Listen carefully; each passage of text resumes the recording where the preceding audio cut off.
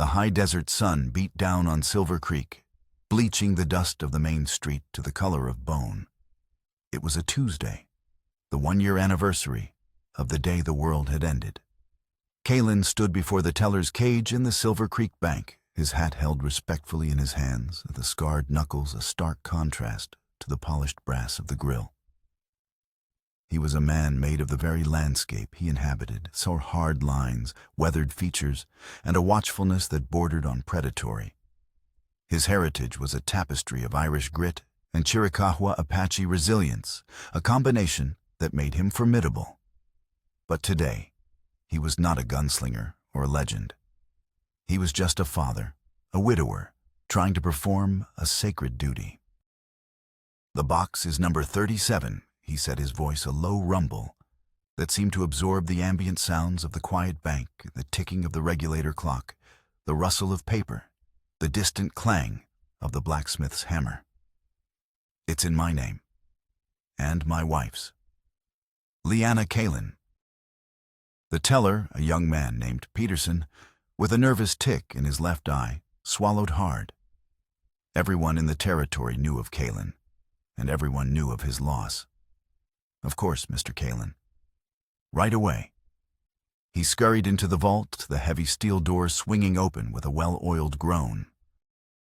Kalen's gaze drifted to the street outside. A year. 365 days since Leanna's last shallow breath had faded into the pre-dawn quiet, stolen by a fever his bullets couldn't touch.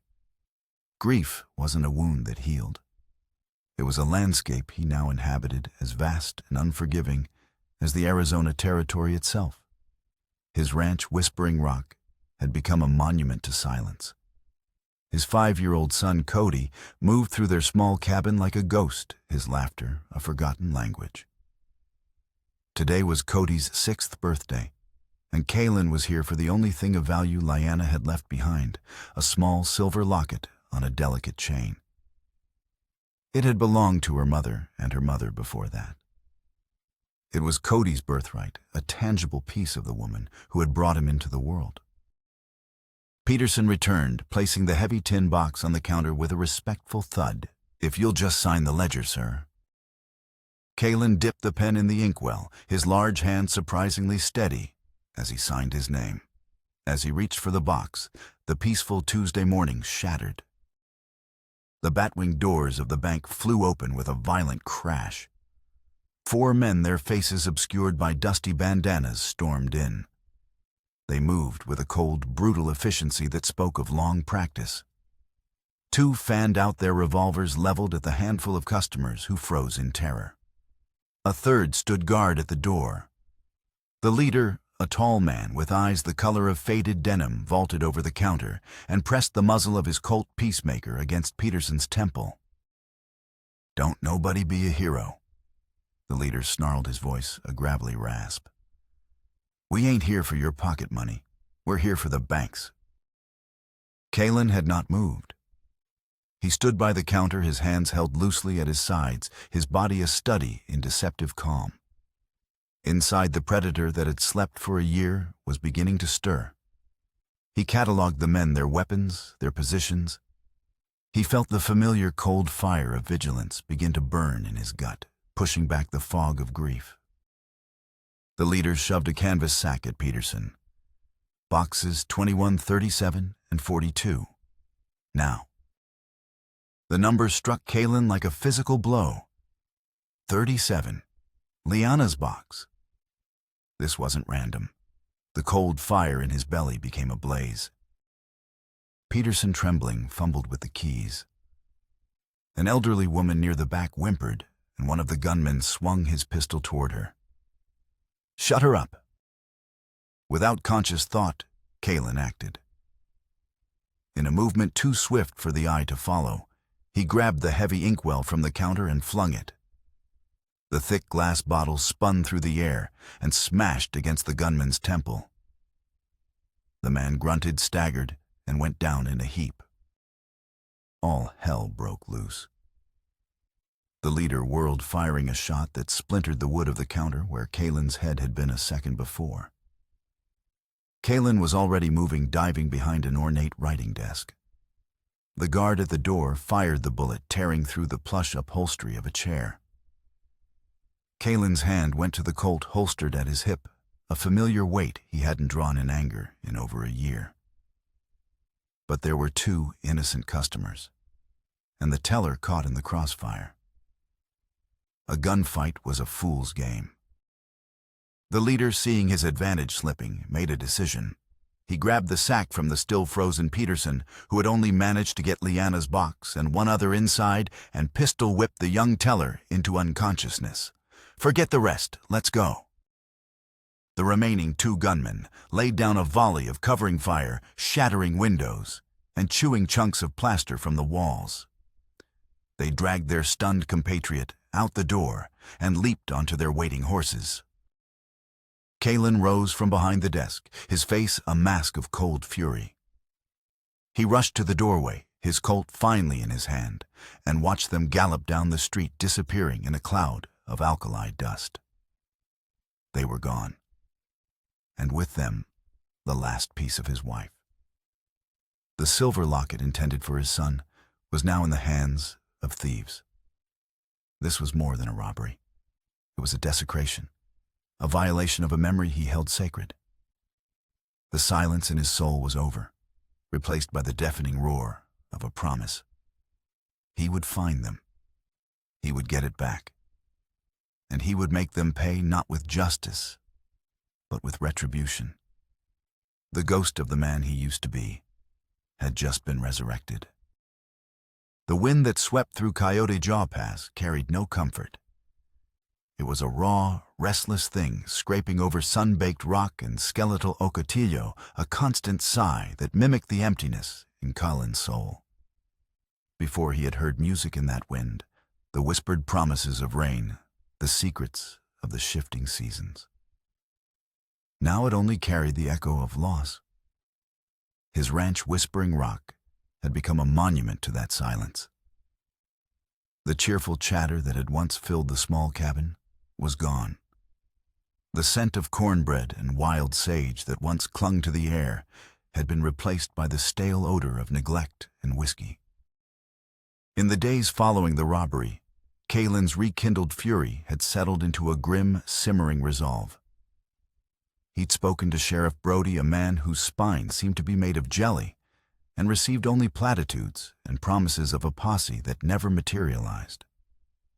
Kalen knew the truth in this territory. A man's justice was his own to make. But as he looked at his son, the fire for vengeance felt complicated. Cody had grown quiet and watchful, a small replica of his father, but with his mother's gentle eyes. He played for hours with a small wooden horse Liana had carved for him, his small lips moving in silent conversation. He never cried for her, not in front of his father. He seemed to understand that his father's grief was a fragile, volatile thing, a sleeping bear that must not be prodded. One evening, as Kalen sat on the porch cleaning his Winchester, the methodical metallic click and slide of the action, a grim comfort Cody came to stand beside him. "Is my birthday present still lost?" the boy asked, his voice small. Kalen's hands stilled. He had tried to explain the robbery, the stolen locket, in simple terms. He looked at his son's face, so full of unasked questions. "I'm going to get it back, Cody. I promise." "Mama would want me to have it," Cody said, not as a question, but as a statement of fact. The words lanced through Kalen's armor. He was failing. Failing his son, failing the memory of his wife.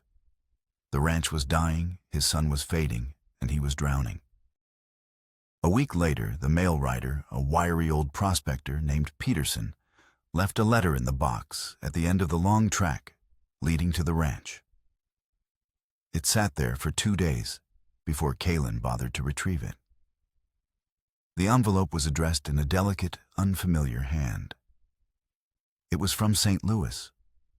He tore it open with a rough thumb, his eyes scanning the elegant script.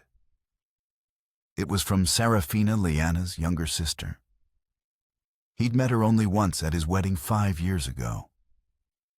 He remembered a serious, watchful girl, quieter than her effervescent sister, with the same dark hair and startlingly blue eyes.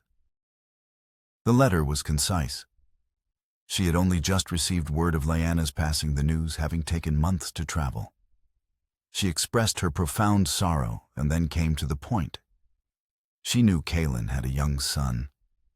She knew how impossible it must be to manage a ranch and raise a child alone. Her own parents had passed years ago, and she was alone in the city. She offered with a formality that felt both distant and desperate to come west. She could care for Cody, manage the household, and help until he was back on his feet. It is what Lyanna would have wanted. She wrote her elegant script, a stark contrast to the rough paper. For her son to be cared for by family. Kaelin's first instinct was to burn it.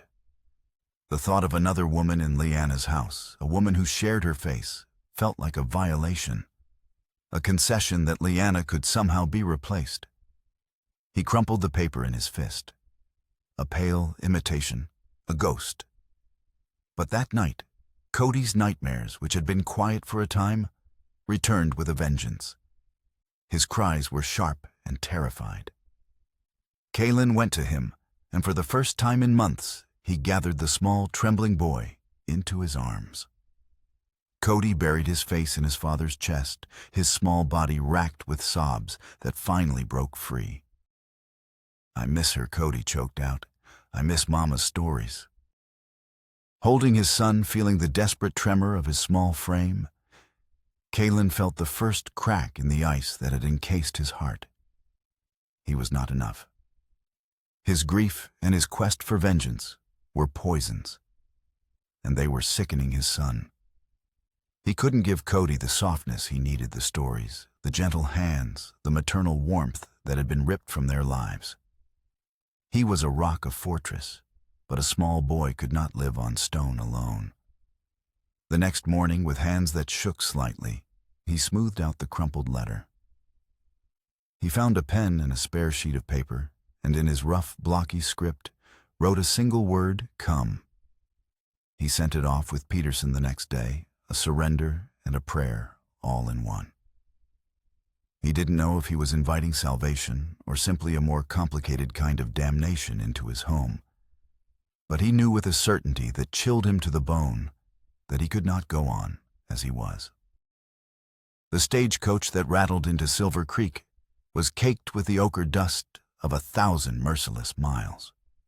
When the door swung open, Serafina Gable emerged not like a delicate city flower, but like a steel spring compressed too long.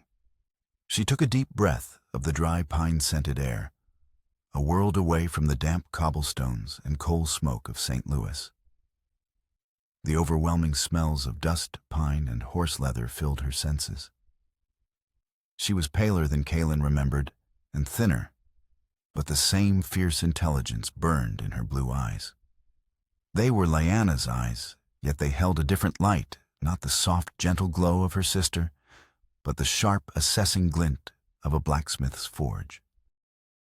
Kaelin was waiting by the freight office, leaning against a post, with a studied casualness that failed to hide the tension in his shoulders. He watched her descend, and his gut twisted. It was like seeing a ghost step out into the harsh sunlight.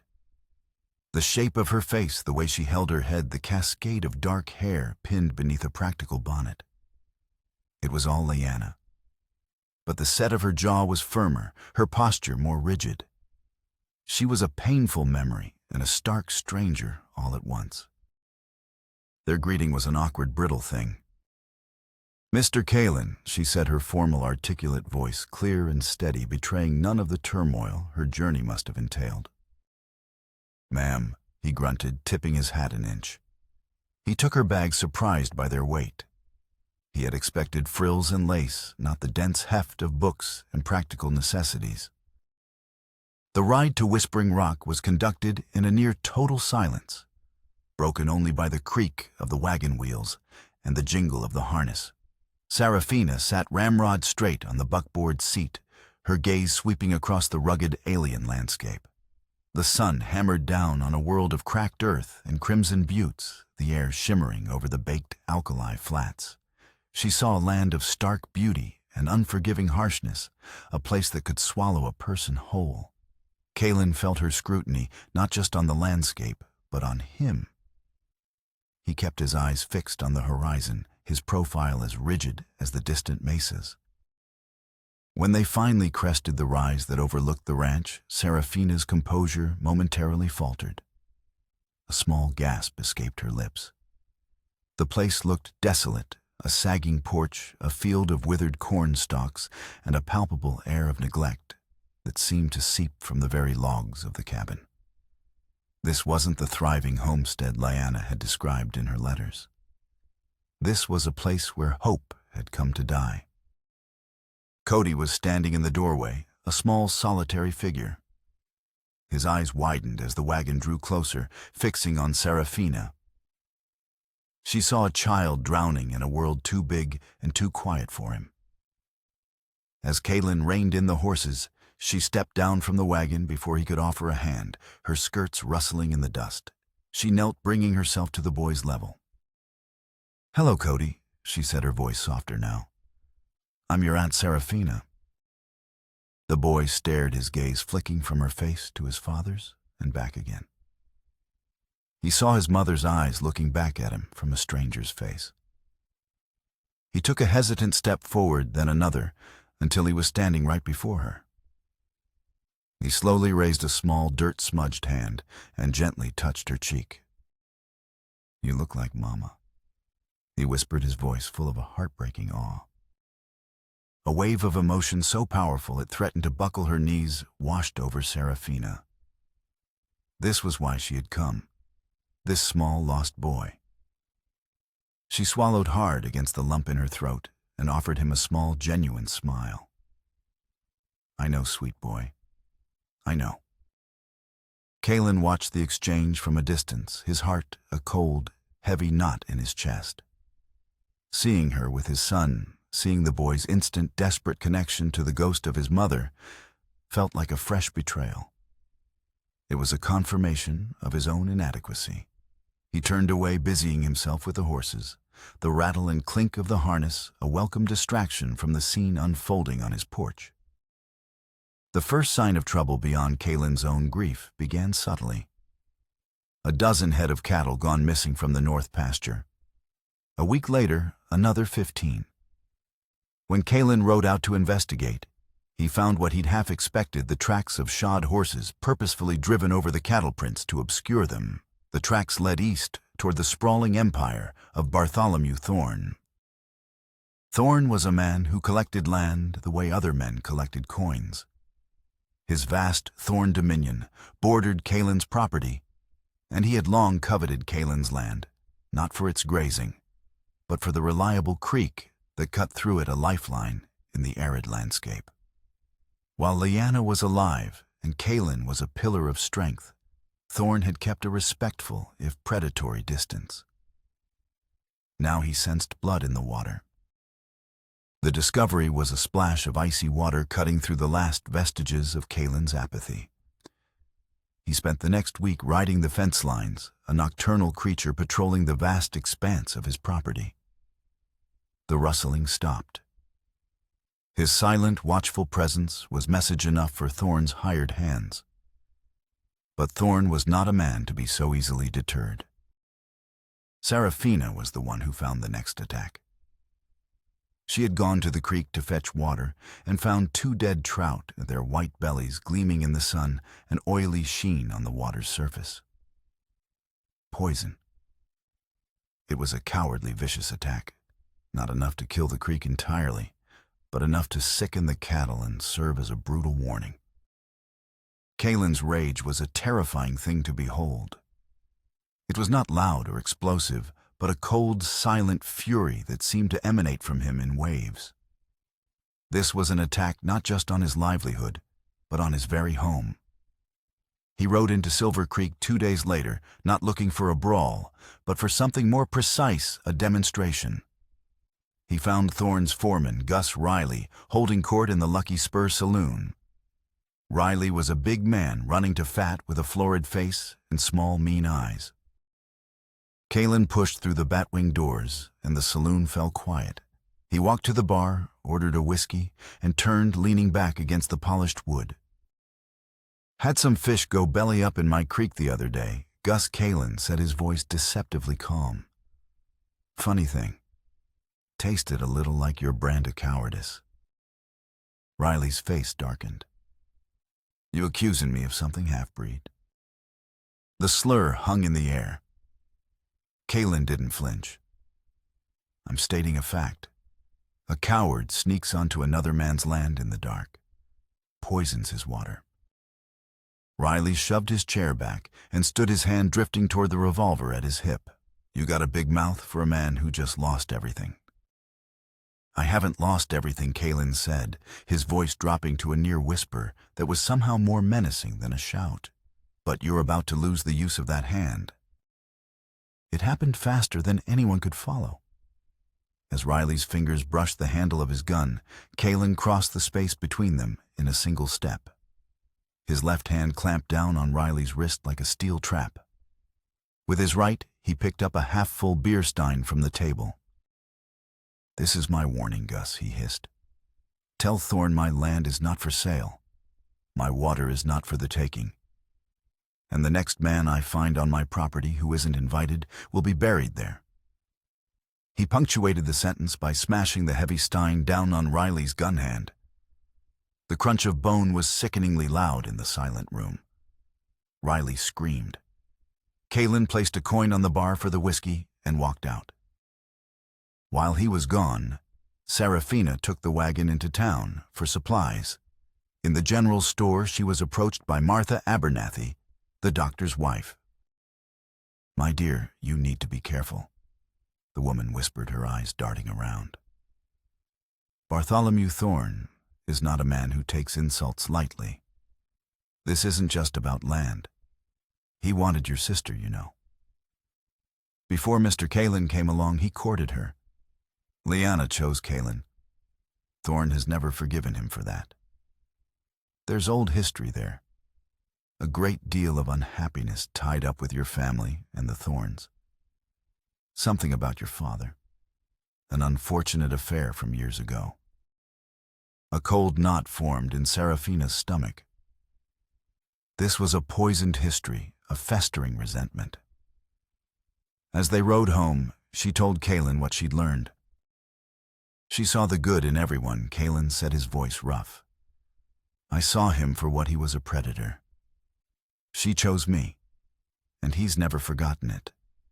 He thinks with me weakened, he can finish what he started." The confession, raw and unguarded, changed the space between them. For the first time, they weren't just a grieving man and his sister-in-law. They were allies. Thorne's retaliation came a week later on a moonless night. A sharp, acrid smell woke Kalen from a deep sleep smoke. He threw open the cabin door and was met with a wall of heat and a terrifying orange glow. The barn was engulfed in flames. "Serafina," he yelled, "get Cody." She was already there, a silhouette in the doorway, her face pale in the flickering firelight. She held a sleepy, whimpering Cody in her arms, a heavy blanket wrapped around him. Her eyes were wide with terror, but her hands were steady. Kalen's mind raced. The horses. He grabbed a wet sack from the water barrel and plunged into the yard, and the heat so intense it felt like a physical blow. Inside the burning structure, he could hear the terrified, high-pitched screams of the trapped animals. He fought his way through the inferno, leading his panicked horses out into the pasture, just as a section of the roof collapsed behind them with a deafening crash. He emerged from the barn, stumbling and coughing, his face black with soot. He looked up and saw Serafina, her dress soaked, her face streaked with grime, stubbornly throwing bucket after bucket of water from the well onto the flames. Her futile, heroic efforts struck him with a force greater than the fire itself. He staggered to his feet and took the bucket from her hand. "It's no use," he rasped, his voice shredded by smoke. "It's gone." She finally stopped, her shoulders slumping. Tears streamed down her face, carving clean paths through the soot. Without thinking, Kalen reached out and pulled her into his arms. It was not a gesture of passion, but of pure, desperate human comfort. She buried her face in his smoke-scented shirt and sobbed. He held her tightly, one hand stroking her hair. They stood like that for a long time, two survivors clinging to each other in the ruins, while Cody came and wrapped his small arms around both their legs. Later, as the first hints of dawn painted the sky a bruised purple, they sat on the porch steps. "This was to break us," Colin said, his voice quiet. "To make us run." Serafina looked at her hands blistered and raw. "Part of me wants to take that boy and run all the way back to St. Louis," she said. She paused, then met his gaze, her eyes clear and unwavering. "But I will not. Leanna loved this place. Cody was born here. Thorn will not take one more thing from this family." In the aftermath, sifting through the few salvageable items from the barn, Serafina found a small fireproof strongbox Kalen had forgotten. Inside were Leanna's personal papers. They were mostly letters and keepsakes, but at the bottom was a thick leather folio containing old territorial deeds and legal documents belonging to her father. One document, a claim survey from nearly 20 years prior, mentioned a partnership between Serafina's father and a man named Elias Thorn, Bartholomew's father. Another, a deed transfer, showed her father taking sole ownership of a lucrative silver claim, citing a breach of contract by Thorn. A yellowed newspaper clipping chronicled Elias Thorn's subsequent financial ruin, and a few weeks later, his suicide. "My God," Serafina whispered, her hand flying to her mouth. "Martha Abernathy said it was an unfortunate affair. My father ruined him." The pieces clicked into place with sickening clarity. Thorn's courtship of Leanna, his obsession with the land, the relentless personal nature of his attacks. It was never about cattle or water. It was about revenge. The following week, a lawyer from Prescott, a Mr. Davies, arrived at Whispering Rock. Dressed in a fine wool suit, he looked comically out of place amidst the scorched earth and the half-rebuilt corral. He represented Bartholomew Thorn. "Mr. Thorn is a man of compassion," Davies began, his tone unctuous. "He sees your hardship, the recent tragic fire, and he wishes to make you a generous offer for this land. Enough to relocate, to start fresh somewhere. Safer." "The answer's no," Kalen said flatly. Davies' smile didn't falter. He turned his attention to Serafina, as if Kalen were merely a stubborn fixture of the property. "My client is also aware of your presence, Miss Gable. He understands you are Leanna's sister, her next of kin after the boy." He slid a sealed envelope across the rough-hewn table. "He has authorized me to make you a separate personal offer. $1,000 in gold coin. For your troubles. A gesture of goodwill to help you return to a more civilized life." The targeted offer was a blatant trap. Kalen and Serafina exchanged a look. They knew its purpose was to divide them, to prey on what Thorn perceived as her weakness. Serafina pushed the envelope back toward the lawyer, her voice laced with Missouri iron. "Please inform Mr. Thorn that his goodwill is not required. I am not for sale, Mr. Davies, and neither is this ranch." The lawyer's composure finally cracked. He gathered his papers, his face tight with irritation. "You are making a grave mistake. Mr. Thorn is not a man to be trifled with." After Davies departed in a cloud of dust and indignation, Kalen and Serafina laid out the old documents on the table. The full truth of Thorn's vendetta was now horrifyingly clear. His plan had been to marry Leanna, thereby gaining control of her family's legacy, the very silver claim that had been the genesis of his own family's destruction. When she chose Kalen, it became a double insult. Now with Liana gone, he saw a new path to the same goal: destroy Kalen, and the claim, along with the boy, would be his to control. He was not just trying to drive them off the land. He was trying to methodically erase Kalen's existence and reclaim what he believed was stolen from his father. "He sees us as two separate problems," Kalen said, his voice a low growl. "He thinks he can break me with force and buy you with gold. He thinks you're a weak link." Serafina looked at the smoldering ruins of the barn, then at Cody, who was playing quietly by the hearth. "Then we must show him we are not two links, but one chain." The gravity of their situation settled upon them. As individuals, they were vulnerable. Legally, Kalen was Cody's guardian, but Serafina, as Lyanna's sister, could be positioned by a clever lawyer as a competing interest, a tool for Thorn to use.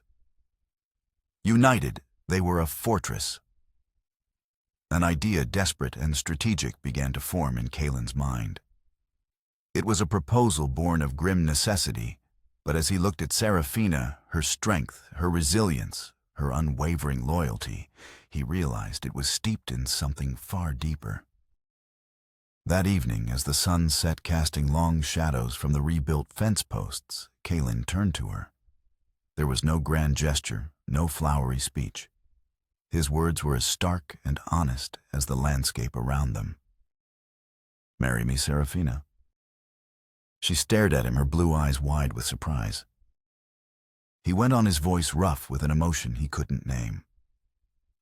"Not for love, not to replace your sister, but as a partner, as Cody's mother in the eyes of the law. We combine our names, our claims. We become one legal entity, one family. We give Thorn a fight he can't win by picking us apart." He took her hands, his grip firm and steady. "It's a business arrangement, a strategy for survival." It was the most practical, unromantic proposal a woman had ever received. Yet as Serafina looked into his eyes, she saw past the strategy. She saw a man willing to bind his life to hers, to protect her, to protect his son. She saw an ally, a partner, a man she had come to admire with a depth that startled her. A man she had against all odds come to love. "Yes, Kalen," she whispered, her hands gripping his. "Yes, I will." Their wedding took place in the next county, a simple, hurried affair in a dusty circuit judge's office. The only witness was Cody, who stood between them holding both their hands, his small face a mask of solemn confusion and quiet joy. It was a sacrament of survival, a legal maneuver that felt to both of them as sacred as any vow spoken in a cathedral. As they rode home, a family legally and spiritually bound, the reality of their act settled in. They had drawn a line in the sand. Thorn, upon learning of their marriage, would see it not as a defense, but as the ultimate act of defiance. His response would be swift and brutal. Thorn did not disappoint. Word of the marriage reached him within days. His next message was not delivered by a lawyer, but by a bullet. It came in the dead of night, a single shot that shattered the window of the cabin and buried itself in the log wall just above Cody's bed. Wrapped around the spent slug was a small piece of paper with a simple, chilling message. "The sins of the father will be visited upon the son." The threat was clear. Thorn was no longer interested in the land. He was coming for the boy. He was coming for everything.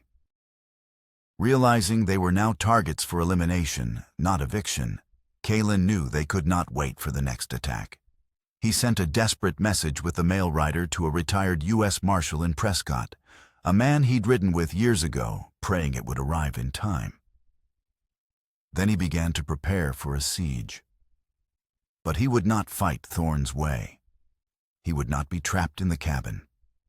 He would use the land itself as a weapon, employing the Apache tactics of his ancestors. He and Serafina moved the horses to a hidden box canyon a mile away, and took only what they needed: guns, ammunition, water, and food to a small defensible cave system in the rocky bluffs overlooking the main trail to the ranch. He handed Serafina the shotgun, its stock worn smooth with use. "You know how to use this." She took the weapon, its weight both terrifying and reassuring. He looked into her eyes, expecting to see fear. Instead, he saw a grim determination that mirrored his own. "Show me again," she said, her voice steady. The city seamstress was gone, replaced by a frontier woman ready to defend her family to the death. They were no longer reacting. They were waiting. The sandstorm hit without warning, a monstrous roiling wall of brown dust that swallowed the sun and turned the day to a suffocating twilight. It descended upon Silver Creek with the fury of a vengeful god, howling through the streets, rattling windows, and driving everyone indoors. It was in the midst of this chaos that Bartholomew Thorne and his 6 men rode into the deserted town, and their forms like apparitions in the swirling grit. They had come to Whispering Rock to find it empty, the cabin barricaded but abandoned. Thorne, his patience finally exhausted, knew Kalen would have to come for supplies eventually. He had decided to take the town itself hostage. Kalen and Serafina had seen the storm coming and had ridden into town for essentials, leaving Cody with the Abernathys. They were in the general store when Thorne's men burst in. The Grand Saloon across the street was Thorne's chosen headquarters. He had his men round up the 20 or so souls caught out in the storm, including the doctor, his wife, and Cody, and herd them into the saloon. Kalen and Serafina, caught in the store, watched in horror as Cody was pushed through the saloon doors. Their fortress had become a trap. Using the storm as cover, Kalen and Serafina slipped out the back of the store and circled around to a side entrance of the saloon. Inside, the air was thick with tension and dust. Thorne stood at the bar, a portrait of calm malice, a glass of whiskey in one hand, a cocked revolver in the other, which was pointed directly at Cody's head. Kalen Thorne's voice, eloquent and laced with condescension, cut through the howling wind. "I know you're in here. Your pathetic attempt at hiding is over. Come out, or the boy pays for your cowardice." Kalen stepped out from the shadows, his hands raised. Serafina remained hidden, the shotgun held tight against her shoulder. "Let the boy and the others go, Thorne." Kalen said, his voice low and steady. "This is between you and me." Thorne laughed, a dry, mirthless sound. "Oh, it has always been between you and me. But it started long before you. It started with him." He gestured with his glass toward Dr. Abernathy, who stood pale and trembling with his wife. No, not him. Her father. He pointed at Serafina, who was still concealed. Then his gaze locked with Kalen's. "And with your father." A stunned silence fell over the room, broken only by the wind. "My father was a prospector." Thorne began, his voice taking on the tone of a man delivering a long-rehearsed sermon. A good one. "He discovered the Silver Serpent lode, a strike that would have made our family wealthy for generations.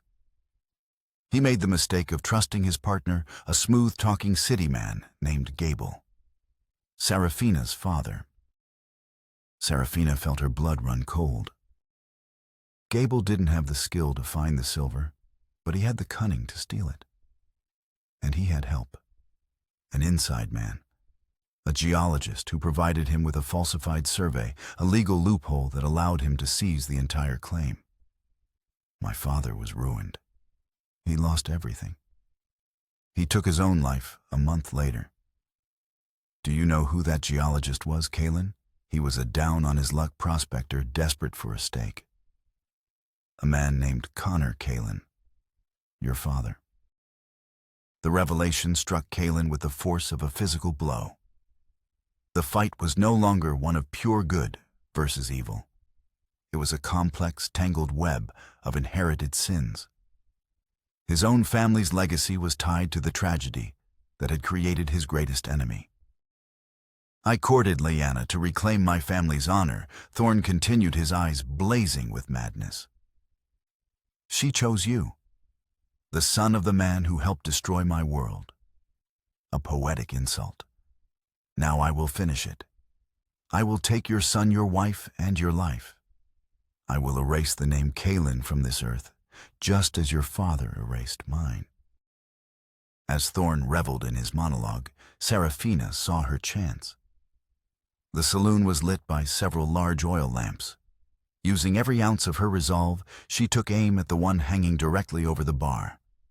It was a desperate gamble. She pulled the trigger. The saloon erupted in a deafening blast. The shotgun pellets shredded the lamp, which exploded in a shower of glass and burning oil. The flaming liquid rained down on the bar, which instantly caught fire. Thorn's men, startled, turned toward the explosion. Thorn himself flinched, momentarily blinded. It was the opening Kaelin needed. He dove, tackling Thorn to the ground. The revolver clattered across the floor. They wrestled amidst the chaos as panicked townsfolk scrambled for cover. The fire spread with terrifying speed, consuming the dry wood of the bar. Thorn was strong, fueled by years of hatred, but Kaelin was forged from a harder element. The fight was brutal and primal. As they struggled, Kaelin's hand closed around a familiar object on the floor, the silver locket which must have fallen from Thorn's pocket. He shoved it into his own shirt. Seraphina, meanwhile, was not idle. She worked the shotgun's pump, chambering another round, and faced down Thorn's men who were trying to regroup. Her face was a mask of cold fury. "Get out," she screamed. "Get out now." Seeing their leader down and a wall of flame separating them, two of the gunmen broke and ran for the door. The others hesitated, and that was their mistake. Kaelin, having finally subdued Thorn with a series of savage blows, was back on his feet. The fight was over in seconds. Just as Kaelin put his boot on Thorn's chest, the saloon doors burst open. As the sandstorm began to subside, its fury spent a tall, grim-faced man with a silver star on his chest, stood silhouetted in the doorway, flanked by a posse of deputies. The marshal had arrived. They returned to Whispering Rock as the first clear rays of dawn broke through the retreating storm clouds, the air washed clean and cool. The ranch was battered but whole. Kaelin, Seraphina, and Cody were bruised, exhausted, but united in a way that transcended the piece of paper they had signed in the judge's office. They sat on the porch watching the rising sun paint the sky in hues of rose and gold. Cody, wrapped in a blanket, was asleep in Seraphina's lap. Kaelin reached into his shirt and pulled out the silver locket. It was slightly dented but intact. He handed it to Seraphina. "This belongs to him," he said, his voice husky. She took it, her fingers tracing the intricate engraving on its surface. "What Thorn said about your father, does it matter?" Kaelin looked out at the land, his land which felt both his and not his in that moment. "It's a part of the story," he said finally. "A part I never knew. My father's sin doesn't have to be mine. It doesn't have to be Cody's. We start a new story. Right here." He looked at her, truly looked at her, not as Lyanna's sister or a strategic partner, but as the woman who had faced fire and fury by his side. The woman who had saved them all. His pragmatic marriage of convenience had somewhere along the way become a marriage of genuine love and profound respect. "Seraphina," he began the words, feeling inadequate. She silenced him by leaning over and gently pressing her lips to his. It was a kiss that spoke of shared trauma and future promise. A quiet acknowledgement that their home was not a place, but the space they now occupied together. Weeks later, a new sense of life pulsed at Whispering Rock. The burned-out barn was being rebuilt not by Kaelin alone, but with the help of neighbors from Silver Creek, men and women, now free from Thorne's oppressive influence. The sound of hammers echoed in the clear air, a rhythm of renewal. Cody's laughter, once a forgotten sound, was now a constant melody as he chased butterflies in the newly tended garden. One evening, as the last light of day bled from the sky, the small family gathered in the cabin. The room was filled with the warm scent of baking bread and the soft glow of lamplight. On the newly built mantelpiece above the hearth, Kaylin took the polished silver locket and hung it from a small nail where it gleamed in the firelight. It was a tribute and honor to the past and the woman who had brought them all together. Then Serafina stepped forward. In her hands, she held her well-worn copy of Shakespeare, the book she had read from to soothe a grieving boy, its pages filled with stories of tragedy and hope. She placed the book on the mantel directly beside the locket. The two objects sat together, Liana's legacy and Serafina's strength. The memory of a love that was and the promise of a love that is. It was a new family altar honoring the past while firmly, bravely embracing the future. Kaylin slipped his arm around Serafina's waist and she leaned her head against his shoulder. Cody came and stood before them, looking from their faces to the mantel, his small hand finding theirs. Together, they watched the fire dance, a silent testament to the family that had been forged in the crucible of the unforgiving West, a love not born of ease, but hammered into existence by lost courage and unwavering resilience.